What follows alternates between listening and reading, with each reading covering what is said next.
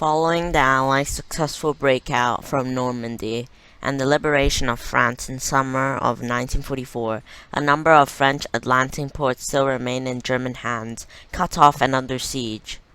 That included ports of the U-boat bases, and Allied had begun a long and painful process to try and capture these heavily defended fortresses. This remained in Germans' hands until May 1945, but there was another bypass of the German stronghold that could be continued to cause trouble for the Allies in the war: the Channel Islands. The Channel Islands lie off the coast of Normandy and the British possession since the 11th century. They were the only parts of Great Britain that was captured by the Germans in World War II, and they have been occupied since summer 1944, considering the main islands of Jersey and Sardinia was occupied from British territory. The dream of propaganda for Germans and Hitler decided they must held, in fact, one internal German infantry division solely in Battle of Normandy garrison Channel Island, which massively fortified with coastal guns and beach defenses. The Allies wisely choose not to attempt to recapture the islands. Instead, they will bypass the isolated and to left them with no vines. By late 1944, the German garrison was suffering the severe shortages of fuel, food, and other supplies, and the civilian population was faced with actual starvation. This fueled the concern for Germans to look supplies and their meaningful supply way, including military action. In December 1944, 4 German paratroopers and the naval budget managed to escape from Oslo camp of the port of Granville in Normandy. These enterprise of men stole a small U.S. landing craft and headed towards the nearest friendly German-held territory, which happened to be the Channel Island of Jersey. The prisoner have debriefed and have some interesting information considering there was supplies in the harbor and the coal and fuel desperately shortage needed of the islands, and much of the important war material in the port was massively Allied support of keeping the full army of Northwest Europe. In the meanwhile, a new German commander in the Channel was appointed. His name was no-nonsense sailor. He called Vice Admiral Friedrich Wilson, fortress commander since February 1945. However, previously he had commanded the battleship Scharnhorst, and he was a strong supporter of Nazism and considered the job of the channeling the islands as the resist of any attempts of the Allies to recapture them, and also to take offensive action which could support the German forces fighting in Europe. They had the opinion on the raid of the Jersey would not gain much needed supplies. His commanded was made moral of the trap and garrison. The Germans knew that the coal ships on the supplies were arriving, the garrison UK and the America was uploading ports, and the naval raid on Guernsey seems obvious choice. The plan was effective, a smash and grab operation that the Allies would not expect so late in the war. The youth master selected a man to lead the raid, Festival Carré, or more of a date than the night of 8 to 9, 1945. Germany was still possessed of some naval assets in the Channel Islands, such as the vessels ready for action.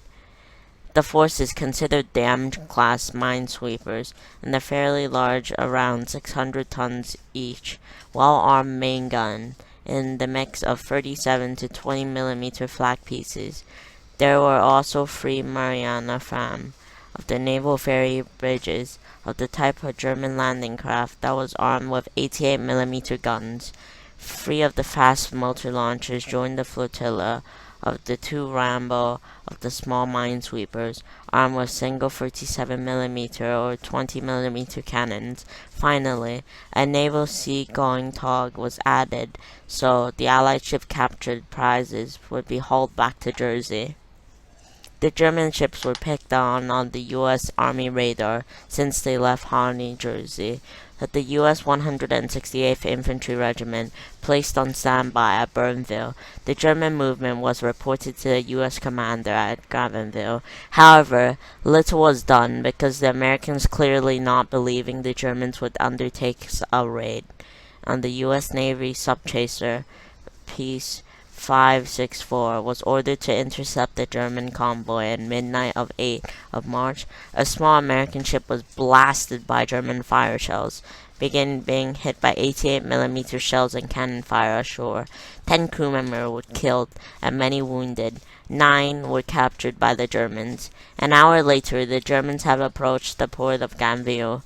Of the free treaty bar of the position of the channel rise of the Seymour block, the Allied patrols have been in the area of 2 minesweeps laid between Jersey and Canonsey, provided protection on the other flank. It remained on the German vessel, which sank to the harbor, of flashing recon signals that fooled the harbor authorities.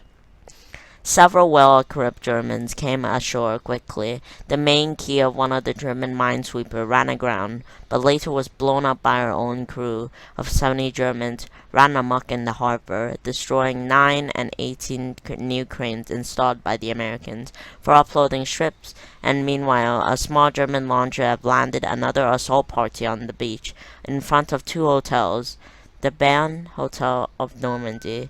The U.S. infantry and the military police were now battled by the German raiders, but now outgunned and out heavily fired for covering the patrol units. However, a small U.S.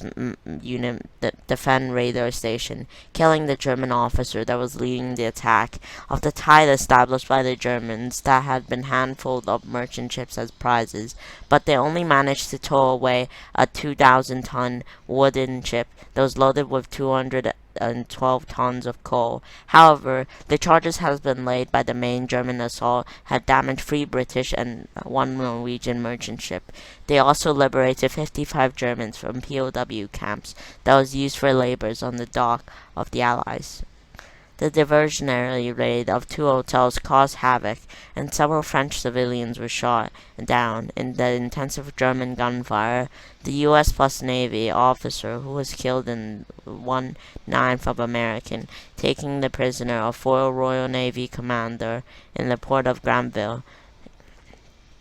5 Royal Navy ratings and have died during the raid of Ladons, the son of Charles Bedon, a senior surviving officer of the sinking Titanic in 1912. At 3 a.m., the Germans withdrew, taking with them a considerable extra of the prisoners. As they steamed back to Jersey, the German battery engaged the lighthouse of the American signal station. Grand Distill of the Channel has been lost. The 3 killed and 15 wounded, and 1 man taken prisoner, and more than the flotation had back arrived in Jersey with a hero's welcome. But the quiet founding and considerable how of the Granville and Naval have more assets of the Knight's Cross, his leadership of the raid, while another Knight's Cross was given to the Lieutenant Carl, who commanded one of the artillery barrages on the raid. Incredibly, the raid urged Admiral Halsey to make another raid on the 5th of April 1945. At the time was not the merchant ships or the port facilities, but an Allied radar institution, the Cape of the Handel, 18 German Marines, launched by rubber boats filled with motors, but the mission had failed and the team was captured. Not defiantly set back from this horrendous death of the Germans of the 7th of May 1945, the year that Germany's final surrender, Grand Admiral Karl Stern is the naval commander-chief and new president of Germany since Adolf Hitler's death, had made the increase of the operations, and the British had liberated Jersey 2 days later of the May of 9th. His staff were formally surrendered. The entire garrisons became POWs. A tumultuous welcome awaits the liberators of the islands. Incidentally, the oldest British possession and the only British territory to be occupied by the Germans during the war. The German Guard marches out from the ancient castle. The German commander is marched away and all equipment is handed in.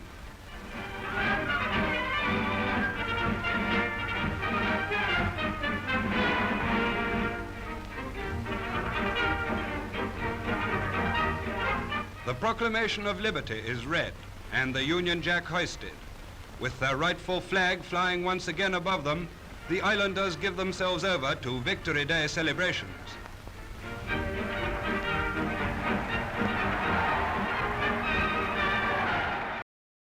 Remain the old German bunkers and the guns of batteries are the testaments of how important these British islands were to the Nazis. The Granville was demolished, but right until the final surrender, the German forces had remained a professional and very dangerous opponent. Thanks for watching. Please subscribe and also share this video. Bye.